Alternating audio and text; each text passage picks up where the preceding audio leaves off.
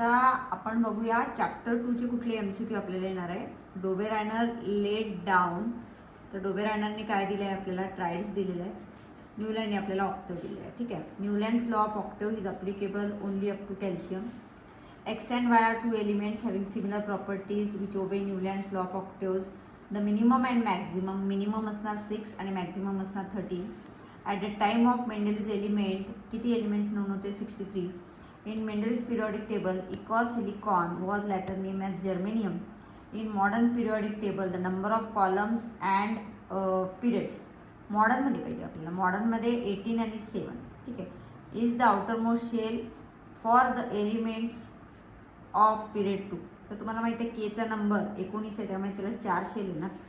आणि जर का आपण बघितलं नायट्रोजनचा ॲटॉमिक नंबर 7 आहे, म्हणजे त्याला 2च येणार. ठीक आहे. म्हणजे पिरियड 2साठी आपल्याला पाहिजे नायट्रोजन. ठीक आहे.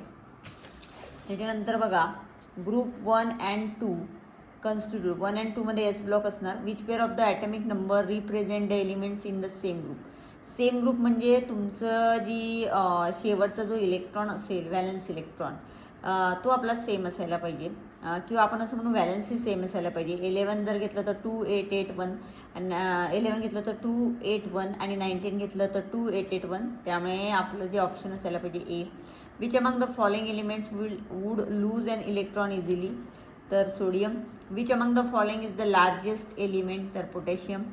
Among the following elements is the order of decreasing metallic character. Metallic character decrease होतं पिरियड्समध्ये आणि त्यामुळे तुम्हाला पिरियड माहीत पाहिजे. तर बघा Na, Mg, Al, silicon, chlorine. कारण हा 11, हा 12, हा 13, हा 14 आणि हा 17. तर which one of the following does not increase while moving down the group of modern periodic table. खालीलपैकी कोण चेंज होणार नाही. तर तुम्हाला माहीतच आहे ग्रुपमध्ये व्हॅलन्सी चेंज होत नाही. On moving from left to right in a periodic table the size of atom. लक्षात ठेवा पिरियॉडिक टेबलमध्ये आपण लेफ्ट टू राईट चाललो, त्यामुळे काय होणार आहे, ती decreases first and then increases. Which of the following about a modern periodic table is correct. त्याच्यामध्ये 18 वर्टिकल कॉलम्स आहे, ज्याला आपण ग्रुप्स म्हणतो.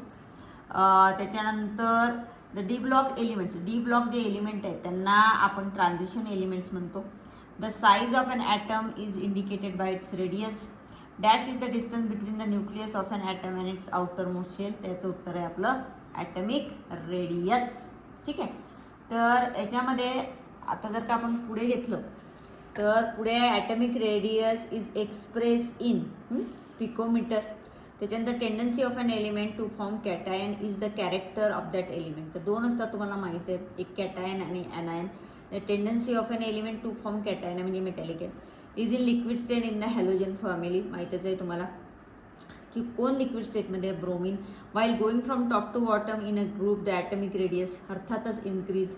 The tendency of an element to form anion. Anion कोण करणार, तर non metallic character. The elements from the zero group, याला आपण काय म्हणतो, noble gases. Writing a chemical reaction in brief by using chemical formula is known as. बघा नीट बघा, writing a chemical reaction in brief using by the chemical formula, याला आपण काय म्हणणार, याला आपण म्हणणार केमिकल इक्वेशन. नंतर Wien the positive charge on an ion increases. तर बघा इथे पॉझिटिव्ह चार्ज इन्क्रीज होतं आहे, निगेटिव्ह चार्ज डिक्रीज होतं आहे, म्हणजे oxidation. The chemical reaction in which 2 or more products are from a single reactant. 2 or more product from, हिला काय म्हणू आपण, फ्रॉम अ सिंगल रिॲक्टर. 2 किंवा 2पेक्षा जास्त पदार्थ आपले तयार झाले तर हे कॉम्बिनेशन असणार आहे. डिकम्पोजिशनमध्ये आपण एकापासून 2 किंवा 2पेक्षा जास्त तयार करतो.